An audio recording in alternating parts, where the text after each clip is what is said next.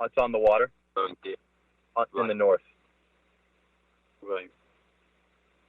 Now, this is Sekou Radio and millions of people listening. Today, our guest is KRUG. If you're just joining us, KRUG is the number 130 ranked player on ITF Tour.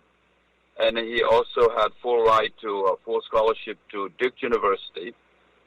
Connor, let's elaborate on your training habit. What do you do from the time you wake up in the morning? What time you wake up and what time you go to bed? How you manage all these times? Yeah, so I'm waking up around 6 a.m. in the morning, getting up, showering, doing all my my hygiene stuff, having breakfast. That's really important. I like to get up early so I can have a good breakfast, because if you don't, you feel the effects of that for the rest of the day. And then I'm on court at 7 a.m. doing like specific drilling from 7 to 10 a.m. And then I'm going to fitness from 11 to 12. And after that, as you know, I go to Lakewood Ranch with you and Junior at 1 o'clock and hit for another 2.5 hours. Today we have a great guest. If you're just joining us, today our guest is Connor KRUG, number 130 ranked ITF player in the world. And also, he's got full scholarship to go to Duke University, North Carolina. Connor, I'm going to repeat the question. Let's go about your training habit, your daily habit. What do you do a day from the time you wake up to the time you go to bed?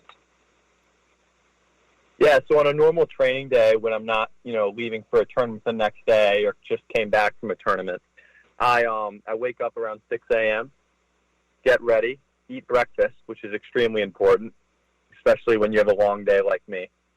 And then I train from 7 to 10 in the morning with specific drills.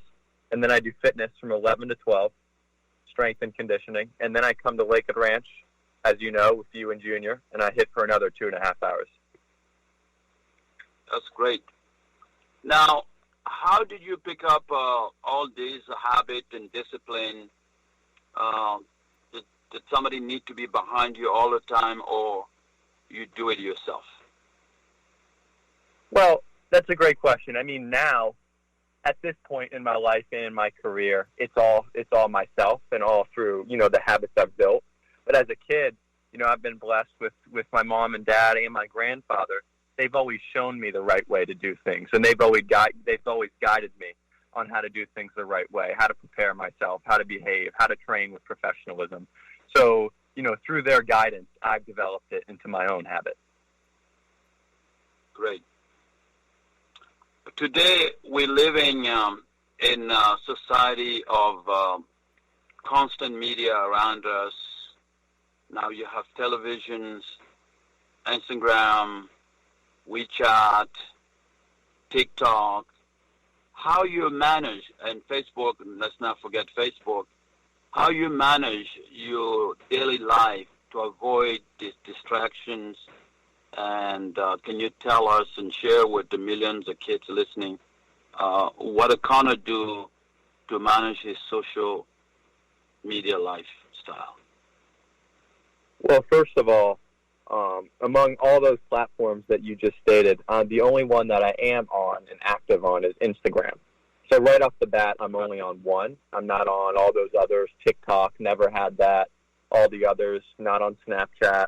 Facebook, not on that. So already I'm only active on one. And I think, I keep myself really busy, so I'm always doing something.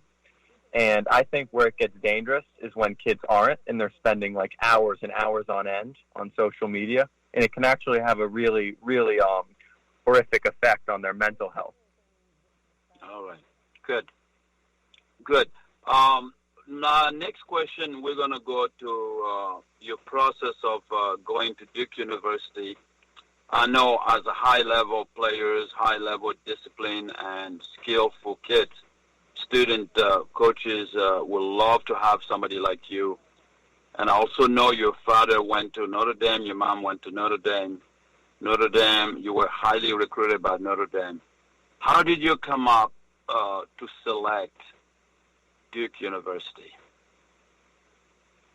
Yeah, so as a recruit, you're allowed to take 5 official visits to schools where they cover your travel, hotel, food, and everything, and basically show you what it's like to be a student athlete at that given school.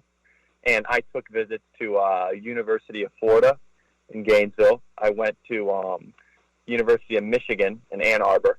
I went to Notre Dame in South Bend, and I went to Duke in North Carolina. And basically, right off the bat, all the schools that I was looking at had great academics combined with athletics. So, they were all even in that regard. And then I really loved the coaching staff at Duke University, and I loved the campus. And also, I chose Duke. I gave it the edge over Notre Dame just because I enjoy playing tennis outside. I think it's way better for development to train outside as well. And the weather in Duke is a lot better than the weather in South Bend. So, that really topped it off for me. Great answer.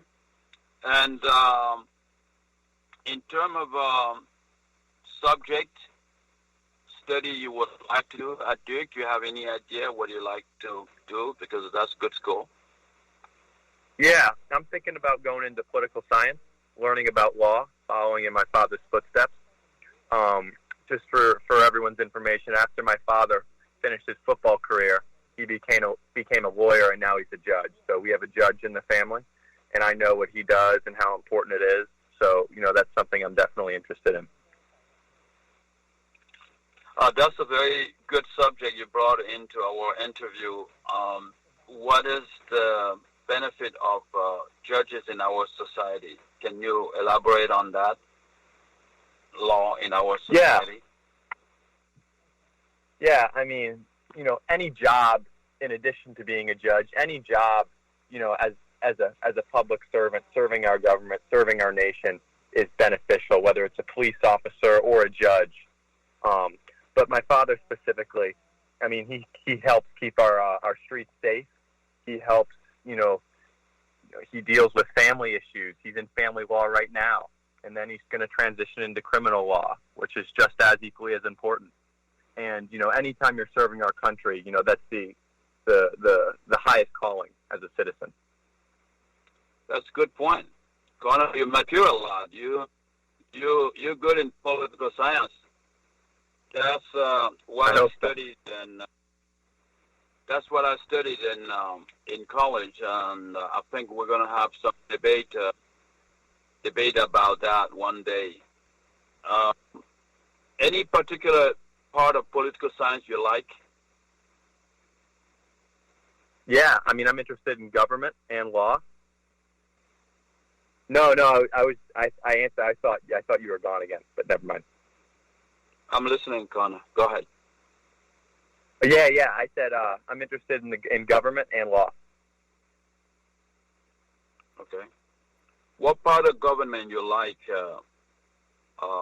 in political science? I'm interested in the judicial system and the law and order. Right, law and order. Okay. Now, I'm going to go to the other sport you did when you were young. I know you played baseball, you played basketball, you played soccer. You were a high-level baseball player. And can you elaborate a little bit on your baseball skill? Yeah, so growing up, I played baseball for, many different teams, and I really loved the sport almost as much as I loved tennis. I loved being around my teammates and building those relationships. That was really special. But I think baseball helped tremendously with hand-eye coordination. Hitting a baseball could be one of the hardest things to do in all of sports. And so, translating that into tennis, I think it's really helped my hand-eye coordination and also my backhand. I was a lefty batter, so it's sort of a similar motion, and I think that's really helped me, in terms of my backhand for sure. Great answer. We're going to go into part 2 of this interview. That was the end of part 1. If you're just joining us, KRUG Radio, millions of people listening.